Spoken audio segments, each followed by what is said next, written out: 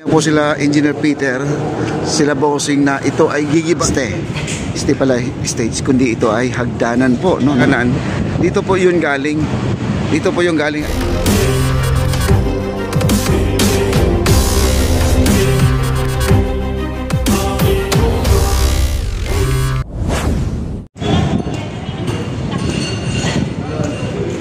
Ayan po.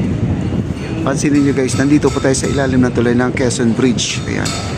Sa ilalim ng Quezon Bridge, meron ditong napakagandang stage ay este pala stage, kundi ito ay hagdanan po, no, ng ating mga namamasyal. Dito may bago po tayong nakikitang mga baluster. Ito po mga baluster dito. Ay pinagmamatch po nila doon sa ating ibabaw ng ating esplanade. Ang ating baba ay ayan na po, nalatagan na po ng napakagandang mga baluster po mga kaibigan. At abang na po yan at ready to buhos na po yan guys sa kanilang paglalagay ng baluster. Kasi yung alam nyo itong baluster na ginagamit, kung natatandaan nyo na may binaklas po tayo doon sa ibabaw, doon sa itaas, di ba? May binaklas tayo doon. Ito yun. Kita nyo naman may mga palaman na po sa ibabaw. Ayan, may palaman. Ito yung pinagbabaklasan noong isang araw kasi binago po ng ating disod, pero kita nyo naman, ayan, diba? Hindi po sayang kasi nanginayang po sila Engineer Peter, sila bossing na ito ay gigibain o babasagin tong baluster natin, pero sila dito guys talagang napaka ingat po, no? Hindi po sila nagsayang ng pera mga kaibigan. Isa sa mga napakaganda kasi ang sabi nga nila, isang hilerang ganito, isang hilerang ganito, baka abutin siya ng 30, no? Sa pagbuhos lang, paglagay ng PVC, paglagay ng bakal, ayun, pag set up pa lang sa ibabaw niya, napakaselan, tapos may ilaw pa mga kaibigan, no? Yun po ang nakakamahal diyan mga kaibigan. At saka yung labor, kung tutuusin mga kaibigan, napakalaki talaga ang gagastusin. Dito sa ating area, ito yung the best ngayon guys, kasi ito ay nagamit pa rin nila yung pinagbabaklasan. Ayan, oh. Ang ganda na po guys. Tapos ito ang ating hagdanan. Pansinin nyo guys, may mga PVC po tayo dyan. Yung PVC na yan ay lalagyan po ng mga ilaw. Bawat steps ay meron po tayong ilaw dyan. Ang ilaw natin dyan ay limang nakahilera. Tingnan po natin kung aabot pa ng 5 guys. Bibilangin po natin kasi parang na-deform, no? Parang binago nila. 1, 2, 3, 4, 5, 6, 7, 8, 9. Bali 9 na ilaw bawat steps na. Dati 5 lang, dinagdagan po ng 4. At dito po, pansinin nyo guys, nagli-level po sila. Yan, nagli-level po sila. Wow, grabe guys, super ganda na talaga.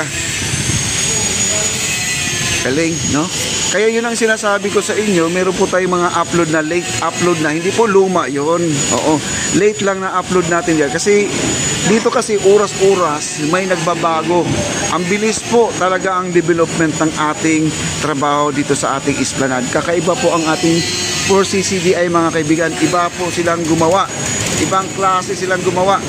Napakabilis. Sabi po natin ay nagbawas po sila ng tao ngayon, pero grabe. Ayan po, mag-uumpisa na po sila mag-mix ng semento. Ayan po, umiikot na po ang kanilang portable mixer mga kaibigan. Ayan po, nagkakarga na po sila ng buhangin. Ayan. At balita ko guys, meron yatang Bulacan naghahanap ng kontraktor. Ay sana naman po ay makuha po ang ating 4CCDI mga kaibigan. Sana sila lang po ang gagawa doon kasi kita naman po natin ang ating trabaho dito sa ating esplanade na talagang may quality mga kaibigan. Hindi naman po sa baka sabihin nyo na nagsip-sip tayo. Hindi po, kasi mismo sila po nagsasabi po lahat ng quality dito ng mga bakal na ginagamit, oversized lahat ng mga trabaho at yung mga simento na ginagamit ay hindi po hilaw. O kita naman po natin at araw-araw po tayo dito nag-update, kaya hindi po natin ipagkakailan na tayo po ito to. Hello sir, dinadaya natin yung pagbablog. Ito po ay totoo at actual po tayo nandito sa loob ng kanilang projects. Ayan po, at mayroon ako nababalitaan sa may Bulacan. Sana po ay makuha po itong gumagawa dito sa ating esplanade. Ayan, kasi alam ko naman subok na po ang kanilang trabaho kasi sila po ang gumawa ng maestral sa Fort Santiago. Fort Santiago, kita nyo naman ang trabaho doon hanggang ngayon, di ba? Mas lalong gumaganda pa. Kung kailan nagluma siya, gumaganda. Ayan si Engineer Peter nandito po. Ayan. Engineer Peter, ayan. Sila po sa electrical at inaayos na po nila yung powerhouse para doon sa ating post office papuntang Ayala na po, bridge ang ating powerhouse mga kaibigan. Okay? Sana po sila po ay mapansin sa itong paggawa ng ating hindi lang naman sa sinasabi natin na itong vlogger na to, talaga pinagsisiksikan nyo na gawa. Hindi po kasi ito po ay subok na, pulido po ang gawa nila. Kahit puntahan nyo po dito ngayon, pasyalan nyo, kahit samahan pa kayo ng guys, yung contractor, no? Samahan pa kayo, ipapasyal kayo dito nila. Ito po talaga, ito ay malapitang vlog po mga kaibigan, no?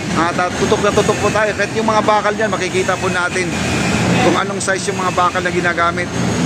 Ayan, si Engineer Peter, sila po sa electrical. Si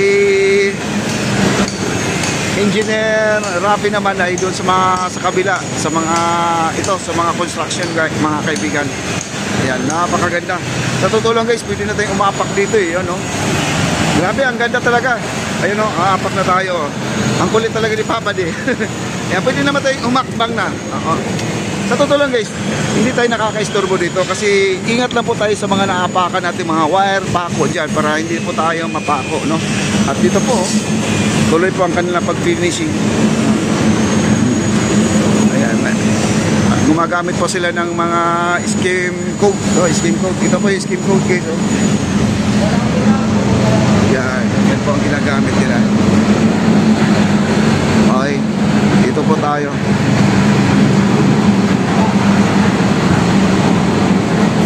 Kahit 2 tao na lang po nagtatrabaho dito, kayang-kaya na po nila guys. Dito guys, walang biro-biro na walang nagbibiruan na nagtatrabaho, wala yung tawanan, batuhan o ano man yung basta trabaho lang sila. Kanya-kanya sila ng trabaho dito. Kita nyo naman,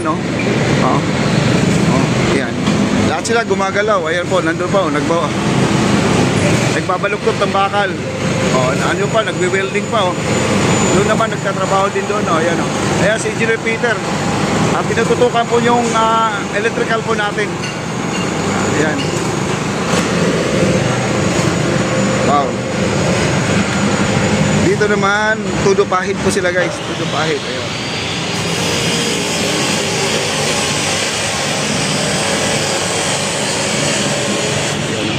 Ang ganda na Ayan. Sila po ay papunta na po dito sa may dulo.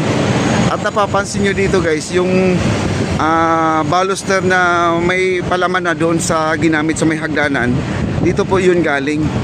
Dito po yung galing. Ayan, yung bakas niya dito ay pinuputol na po yung mga bakal na nakausli dito na kahapon. Meron pa dito kahapon guys. Kita nyo naman, wala na putol na yung mga bakal Ayan. Kita mo, wala pong nasayang na baluster guys. Hindi po nila binasag, no? At talagang pwede pa talagang gamitin yon. Tapos itong PVC naman na nakausli dito, ginamit pa rin nila. Ayan. Ito kakabuhos lang guys. Ayan Pag na mamaya tatanggalin na itong pinaka-forma niya at dilipat na po sila dito sa kabila. Baka Lunes guys, baka sabay-sabay na po ito mabubuo na ang ating baluster at ang buhos doon sa may tulay, sa may Piati mga kaibigan. Ito po ay matatapos na.